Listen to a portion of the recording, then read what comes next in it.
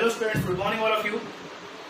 तो स्टूडेंट्स, आज हम हेरिडिटी एंड एवोल्यूशन का टॉपिक जो है एवोल्यूशनरी थ्योरीज जो है वो स्टार्ट करने वाले हैं कि एवोल्यूशन को लेकर जो फेमस थ्योरीज दी गई हैं उनके अंदर कौन कौन सी थ्योरीज हैं आपके सिलेबस के अंदर, और उसको वन बाय वन करके हम क्या करने वाले हैं, डिस्कस करने वाले हैं।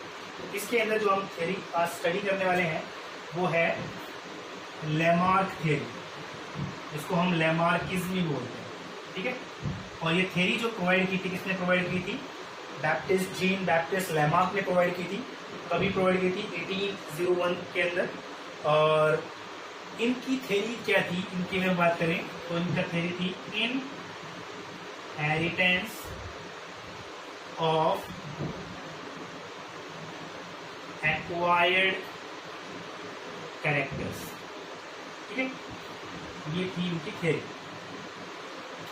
पहले समझते हैं कि थ्योरी का मतलब क्या है। इन्होंने दैट मींस एवोल्यूशनरी थ्योरीज का मतलब क्या है कि किस टाइप से एवोल्यूशन हुआ है, तो उसके अकॉर्डिंग, इनके अकॉर्डिंग हम बात करें तो बहुत बड़ा नाम था अपने टाइम में। ठीक है, इनका और एक डार्विन का, उसके बारे में नेक्स्ट थ्योरी में पढ़ने वाले हैं। तो इन्होंने थ्योरी दी थी कि किस तरीके से क्या होता है, एवोल्यूशन हुआ है। ठीक है, किस तरीके से जो न्यूज ऑर्गेनिजम्स है वो बनते हैं या किस तरीके से न्यू स्पीशीज अराइज होती है, इनके बारे में क्या थी, इन्होंने इन्फॉर्मेशन प्रोवाइड की थी उस टाइम के अंदर। ठीक है, तो काफी हम समझ सकते हैं कि उस टाइम पे काफी बड़ा नाम था, काफी बड़े एवोल्यूशनरिस्ट थे जिन्होंने इसके बारे में अपने व्यू रखे थे और काफी बुक भी लिखी थी उन्होंने। तो उनके अकॉर्डिंग उन्होंने क्या बोला थ्योरी को लेकर, जो आपके सिलेबस के अंदर है उसमें एक थ्योरी दी, इसमें है इनहेरिटेंस ऑफ एक्वायर्ड कैरेक्टर्स। बहुत फेमस थ्योरी है। अब पहले इस थ्योरी का मीनिंग समझते हैं, फिर इसके बाद बात करेंगे कि इन्होंने किस तरीके से थ्योरी को एक्सप्लेन किया, कौन कौन से फैक्टर्स दिए। ठीक है, फिर इनकी थ्योरी को किस तरीके से क्रिटिसाइज किया गया। ओके, तो बात करते हैं थ्योरी का मीनिंग का। इनहेरिटेंस मतलब होता है ट्रांसमिशन। ठीक है, ट्रांसफर हो रहा है, ट्रांसमिशन हो रहा है। ठीक है, ट्रांसफर ऑफ। एक्वायर्ड मतलब होता है आफ्टर बर्थ, एक तरीके से। ठीक है, अगर हम बात माने तो बर्थ के बाद। कैरेक्टर्स मतलब क्या है? Features, characters. ठीक है, तो बोलते हैं कि बर्थ के बाद, कहने मतलब क्या है इनका, कि बर्थ के बाद जो भी कैरेक्टर होते हैं इनका मतलब मानना यह है कि वो ट्रांसफर करते हैं टू द नेक्स्ट जनरेशन। ठीक है, अब सिंप्लीफाई में समझते हैं इसका मीनिंग क्या बोलना चाह रहे हैं। इनका कहने का मतलब ये है कि बर्थ के बाद जो भी न्यू कैरेक्टर्स हमारे अंदर या किसी के अंदर डेवलप होते हैं, किसी इंडिविजुअल्स के अंदर, तो वो कैरेक्टर्स क्या करते हैं, न्यू जनरेशन के अंदर या नेक्स्ट जनरेशन के अंदर क्या करते हैं, इनहेरिट करते हैं। इनका मानना था ये। अब इन्हें अपनी थ्योरी को एक्सप्लेन करने के लिए कुछ फैक्टर्स दिए। ठीक है, उन फैक्टर्स को समझ लेते हैं कि ऐसा इनका क्यों कहना था और किस बेस पर इन्होंने कहा। तो इनके फैक्टर्स के अंदर हम बात करो फर्स्ट की, तो फर्स्ट इन्होंने बोला न्यू नीड्स। न्यू नीड्स मतलब नई जरूरत है। तो इनके अकॉर्डिंग क्या था, इनका ये मानना था कि भाई जब भी एनवायरमेंट के अंदर सर्टेन क्या होता है, चेंजेस कॉज होते हैं, तो उनके अकॉर्डिंग क्या होते हैं, नई चीजों की क्या होती है, जरूरत होती है उनके अकॉर्डिंग। अगर वो चीजें क्या करती हैं, उन चीजों को अगर जल्दी क्या होता है वो एक्वायर कर लेते हैं, तो ये उनको सर्वाइव करने में क्या करते हैं, हेल्प करते हैं। ठीक है, समझ लेते हैं। फॉर एग्जाम्पल जैसे न्यू नीड्स, हर किसी इंडिविजुअल्स की अगर हम बात करें तो हर किसी इंडिविजुअल्स क्या होता है, एक नई चीजों की जरूरत होती है। ठीक है, जैसे हम कोई भी हो, जैसे कोई स्टूडेंट है तो हर एक स्टूडेंट क्या चाहता है कि हर स्टूडेंट मोस्टली, चाहे वो कितना भी, चाहे वो एवरेज हो, चाहे वो पुअर हो, चाहे कैसा भी, ऑलवेज चाहेगा कि मैं क्लास के अंदर फॉर एग्जांपल टॉप कर या अच्छे नंबर लेके आऊं, पहले से अपने आप को इम्प्रूव करूं। डियर है, वो ट्राई करेगा भाई मैं बहुत तेज रनिंग करूं ताकि मुझे क्या है, मेरा एनिमी पकड़ ना पाए। ठीक है, हर किसी की पर्टिकुलर क्या होती है, ख्वाहिश टाइप की होती है, न्यू नीड्स टाइप की होती है। अगर वो और उसके अकॉर्डिंग करता है, वो काम करना शुरू करता है। ठीक है, दैट मीन्स फॉर एग्जाम्पल हमें क्या चाहिए, कोई बड़ी चीज चाहिए, फॉर एग्जांपल हमें एक बड़ा टीवी चाहिए, एक कार चाहिए फॉर एग्जांपल। तो सिंपल सी बात है, हमें क्या करना पड़ेगा, उसने पैसे कमाने के लिए उतना क्या करना पड़ेगा, एफर्ट करना पड़ेगा। न्यू नीड्स क्या है, मेरी नई जरूरत क्या है, फॉर एग्जांपल गाड़ी है, और नई गाड़ी लेने के लिए मेरे पास क्या, फॉर एग्जांपल एक काफी बड़ा बजट है उसको लेके, तो उस बजट को एक्वायर करने के लिए मुझे उसके अकॉर्डिंग क्या करना पड़ेगा, काम करना पड़ेगा ताकि मैं उस कार को परचेज कर सकूं। ठीक है, लेकिन अगर मैं उस परचेज करने के लिए अपनी दिशा में काम नहीं कर रहा हूँ, तो सिंपल सी बात है वो काम मेरे पास कभी आएगी नहीं। तो वही चीज कहने वो कोशिश कर रहे हैं कि हर एक इंडिविजुअल जो होता है, वो जब एनवायरमेंट के सर्टेन चेंजेस कॉज होते हैं, या हर एक ऑर्गेनिज्म जो होता है उसके अंदर से ख्वाहिश टाइप की होती है कि उसको नई चीजों की जरूरत पड़ती रहती है। और वो नई चीजों की जरूरत के अकॉर्डिंग क्या करता रहता है, काम करता है। अगर वो उसके अकॉर्डिंग काम करता रहा है, ठीक है, और उसके अकॉर्डिंग वो अगर काम कर रहा है, तो दैट मीन्स दो तरह की कंडीशन क्रिएट होती है। या तो क्या करेगा, वो यूज करेगा इसका ऑर्गन्स का, या फिर क्या करेगा, वो डिसयूज करेगा। सेकेंड फैक्टर क्या रहेगा, use and disuse of the organs.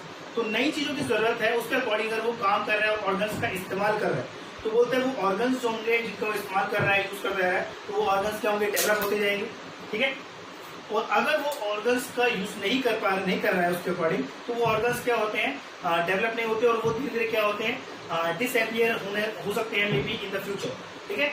तो दैट मीन्स उनका सेकंड थिंग मानता कि यूज करोगे ऑर्गन्स का, तो अगर कोई भी ऑर्गन्स का जितना ज्यादा यूज करेंगे, वो ऑर्गन्स क्या होंगे, डेवलप होते जाएंगे। जैसे एग्जांपल देता हूँ, जैसे फॉर एग्जांपल का जैसे कहने का मतलब ये है, जैसे कोई बॉडी बिल्डर है, ठीक है, बॉडी बिल्डर क्या करता है, जिम करता है, ठीक है, एक्सरसाइज करता है, ठीक है। तो उसके अकॉर्डिंग उस नॉर्मल पर्सन ने सबसे पहले जब उसकी बॉडी नहीं थी, तो एक नॉर्मल पर्सन था वो, उसके दिमाग में एक न्यू नीड है कि मुझे क्या एक बॉडी बनानी चाहिए अपनी, ठीक है, मुझे एक चीज एक बॉडी बनानी चाहिए। उसका एक तरीके का उसके अंदर एक नई चीज सोचते दिमाग के अंदर कि मुझे ऐसा करना चाहिए, ठीक है। सेकंड थिंग्स क्या हुआ, अब उसके अकॉर्डिंग उसने क्या किया, जिम ज्वाइन किया, उसके अकॉर्डिंग उसने एक्सरसाइज करना स्टार्ट किया। अब एक्सरसाइज कर रहा है तो उसके अकॉर्डिंग धीरे धीरे क्या हो रहा है, उसके मसल्स क्या हो रहा है, बिल्डअप होते जा रहे हैं, और बिल्डअप होते होते क्या है, एक काफी टाइम पीरियड बाद जो उस ऑर्गन्स का उन्होंने इस्तेमाल करना स्टार्ट किया, तो धीरे धीरे वो ऑर्गन्स क्या होते चले गए, डेवलप होते चले गए, ठीक है।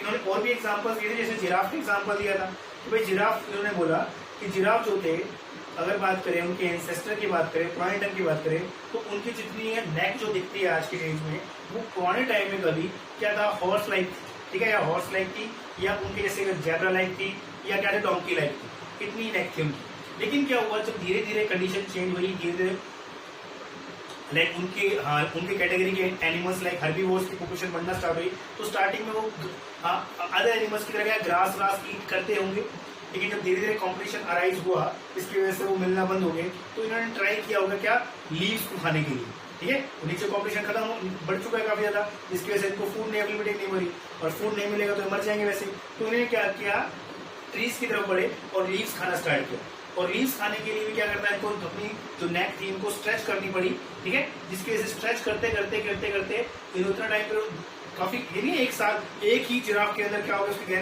नेक लॉन्ग हो गई, मतलब काफी जनरेशन तक उन्होंने क्या, वो अपने नेक स्ट्रेच करते चले गए, और आज की डेट के अंदर बात करें तो उनकी नेक क्या इतनी बड़ी हो गई।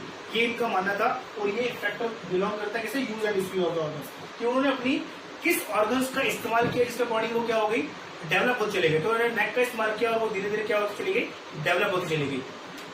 तो पहला फैक्टर क्या है, न्यू नीड्स, कि नई चीजों की जरूरत होती है, और उसके अकॉर्डिंग अगर वो क्या करता है, यूज करता है ऑर्गन्स का, तो वो ऑर्गन्स क्या होते हैं, डेवलप होते चले जाते हैं। और अगर वो ऑर्गन्स का यूज नहीं करता है, तो उनके अंदर डिफॉर्मिटीज होती चली जाती है, वो धीरे धीरे क्या होते हैं, वो फंक्शनलेस होते चले जाते हैं, और वे भी हो सकता है कि फ्यूचर में वो डिसअपियर भी हो जाए, ठीक है। जैसे फॉर एग्जाम्पल, जैसे अगर मैं बात करूँ उनका, इनके कहने का मतलब इस तरीके से भी ले सकते हैं हम, जैसे अपेंडिक्स है हमारी बॉडी के अंदर। तो अपेंडिक्स क्या होता है, किसी पर्टिकुलर टाइम पीरियड के अंदर हमारे एंसेस्टर के अंदर वो अपेंडिक्स कोई ना कोई फंक्शन परफॉर्म कर रहा था, लेकिन धीरे धीरे क्या होगा, उसका फंक्शन किसी और ने एक्वायर कर लिया, जिसकी वजह से उसका ऑर्गन उस पार्ट का फंक्शन जो था वो खत्म हो गया। तो धीरे धीरे क्या हो रहा है, वो उसका फंक्शन लेस हो गया अभी तो, और धीरे धीरे हो सकता है कि फ्यूचर जनरेशन के अंदर क्या हो जाए, वो धीरे धीरे डिसअपियर भी हो जाए। दैट मीन्स ऑर्गन का यूज होना बंद हो गया। तो कहने वाला क्या है कि जो भी ऑर्गन्स का इस्तेमाल करेंगे उनका क्या होंगे, ऑर्गन्स डेवलप होना स्टार्ट हो जाएंगे, और ऑर्गन का भी यूज नहीं करेंगे तो मे बी क्या है, वो फंक्शनलेस होकर डिसअपियर भी हो सकते हैं। फिर तीसरा इन्होंने ये बोला कि इन सब के बावजूद क्या होगा, इनहेरिटेंस होगा, किसका, इनहेरिटेंस ऑफ एक्वायर्ड कैरेक्टर्स। फिर इनका यह मानना था कि जब इन सब के बाद जो भी चेंजेस कॉज होंगे, वो चेंजेस क्या होंगे, इनहेरिट करेंगे टू द नेक्स्ट जनरेशन के अंदर, ठीक है। अब यहाँ पे अगर हम बात करें एक्वायर्ड कैरेक्टर्स की और एक्वायर्ड ट्रेड्स की, तो जनरली स्टूडेंट्स अगर हम बात करें एक्वायर्ड ट्रेड्स की, तो जनरली ये चेंजेस कॉज होते हैं, जो भी बर्थ के बाद जो चेंजेस कॉज होते हैं, वो जनरली कॉज होते हैं कहाँ पे, सोमैटिक सेल्स के अंदर, ठीक है। और जनरली जो इनहेरिट करते हैं कैरेक्टर्स, अगर मैं कैरेक्टर्स की बात करूं ओनली, तो कैरेक्टर्स जो इनहेरिट करते हैं उनको जो चेंजेस अगर किसके अंदर होते हैं, जर्म सेल्स के अंदर, तो वो जर्म सेल्स जो होते हैं, जैसे क्या बनाते हैं, ये मेल के अंदर क्या बनाते हैं, स्पर्म, और फीमेल के अंदर क्या बनाते हैं, ओवा, और इन दोनों क्या होता है, फ्यूजन। तो इसके दौरान जो भी चेंजेस कॉज होते हैं वो क्या होता है, नेक्स्ट जनरेशन तक उसको लेकर जाते हैं। दैट मीन्स इनके अंदर अगर कोई चेंजेस कॉज हो रहा है तो वो ट्रांसफर करेंगे, इनहेरिट करेंगे from the one generation to the next generation. लेकिन ये जो चेंजेस की जो बात कर रहे हैं, ये चेंजेस कहां पर हो रहे हैं? सोमैटिक सेल्स के अंदर, ठीक है। तो ये सोमैटिक सेल्स के अंदर चेंजेस हो रहे हैं और ये क्या करते हैं?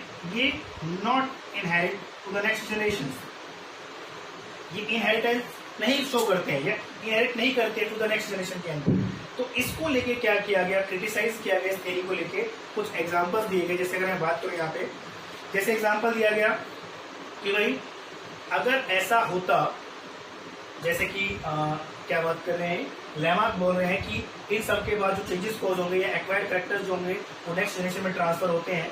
तो दैट मीन्स ऐसा होना चाहिए था कि अगर कोई साइंटिस्ट है, ठीक है, मान लीजिए कोई बहुत अच्छे ब्रेन वाला पर्सन है, तो उसकी जो नेक्स्ट जनरेशन है वो भी कैसी होनी चाहिए? हाईली इंटेलिजेंस होनी चाहिए थी, ठीक है। कोई खिलाड़ी है तो उसका जो जनरेशन है नेक्स्ट वो भी खिलाड़ी होना चाहिए था, ठीक है। या कोई मान लीजिए क्या होता है, बॉडी बिल्डर है तो उसका क्या होना चाहिए? बॉडी बिल्डर होना चाहिए। लेकिन ऐसा देखने को नहीं मिलता है।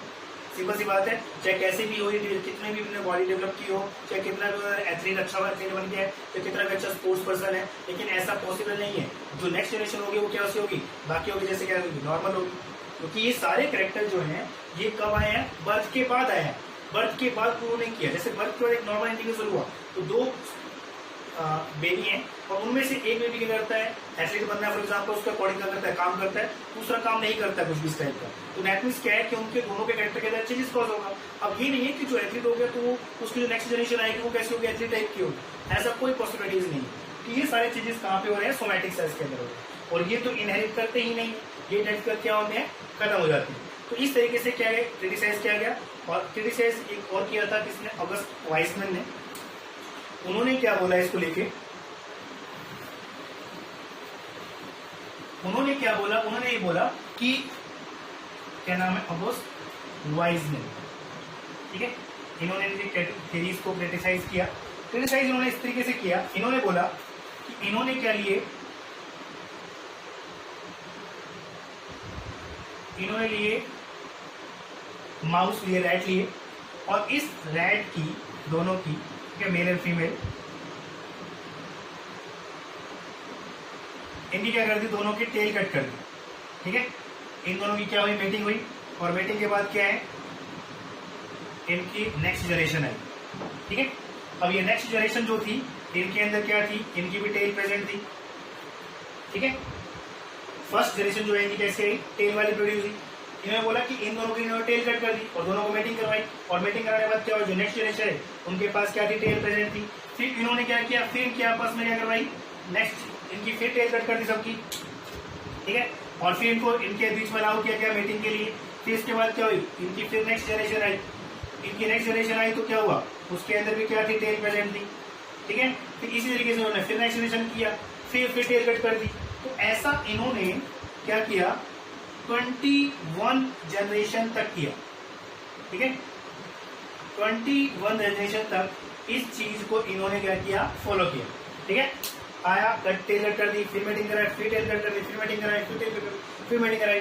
लेकिन 21 जनरेशन के बाद उसके बाद जो नेक्स्ट जनरेशन जो प्रोड्यूस हुई वो भी कैसी हुई? टेल वाली ही प्रोड्यूस हुई। किसी के अंदर ऐसा नहीं था कि टेल प्रेजेंट नहीं थी। सारे जो टेल रैट जो थे वही प्रोड्यूस हुए। तो इसके बेसिस पर उन्होंने बोला कि अगर ऐसा होता, मान लीजिए एक जनरेशन के अंदर नहीं आती, लेकिन 2 जनरेशन के बाद नहीं आती, 3 के बाद नहीं आती, लेकिन 10 जनरेशन 20 जनरेशन तो हो चुकी है, उसके बाद तो एटलीस्ट जो आप बोल रहे हो वो प्रूव होना चाहिए था। लेकिन ऐसे तो कोई प्रूव नहीं हो रहा है। वो प्रूफ क्यों नहीं हो रहा है? क्योंकि ये सब चेंजेस किए जा रहे हैं, ये टेल के अंदर किए जा रहे हैं। किसके अंदर किए जा रहे हैं? उनके सोमैटिक सेल्स के अंदर किए जा रहे हैं। तो इसके अंदर सोमैटिक सेल्स तो इनहेरिट करते ही नहीं है। लेकिन अगर उनके जर्म सेल्स के अंदर यहाँ पर चेंजेस किए होते तो उसके बेसिस पे जब उनके ऊपर मीटिंग कराई होती तो वो चेंजेस के अकॉर्डिंग में भी आपको उनका रिजल्ट जो है नेक्स्ट जनरेशन में देखने को मिलता। लेकिन ऐसा देखने को नहीं मिला in the case of the tail. तो इस बेसिस पे उन्होंने क्या किया? इस थ्योरी को क्या किया? रिजेक्ट कर दिया, ठीक है। तो ये स्टूडेंट्स काफी समझ में आ गया होगा आपको थ्योरी का क्या सार क्या था इसका पूरा, तो भाई क्या बोलना चाह रहे थे लेमा। और इनके अकॉर्डिंग काफी बड़ी थ्योरी है। इन्होंने बहुत सारे एनिमल्स के बारे में बताया था, क्योंकि एनिमल्स जो थे किस तरीके से बने थे, ठीक है। हमने डक के बारे में बताया किस तरीके से बनी थी, जिराफ कैसे बने, लिम्बलेस रेप्टाइल्स कैसे बने, स्नेक कैसे बने, डियर की रनिंग कैसे फास्ट हो गई। वो सबका ये माना था कि इन सबने अपना ऑर्गन्स का इस्तेमाल किया, यूज और डिसयूज किया, और उनके बेसिस पे क्या हो गया वो इस टाइप से बनते चले।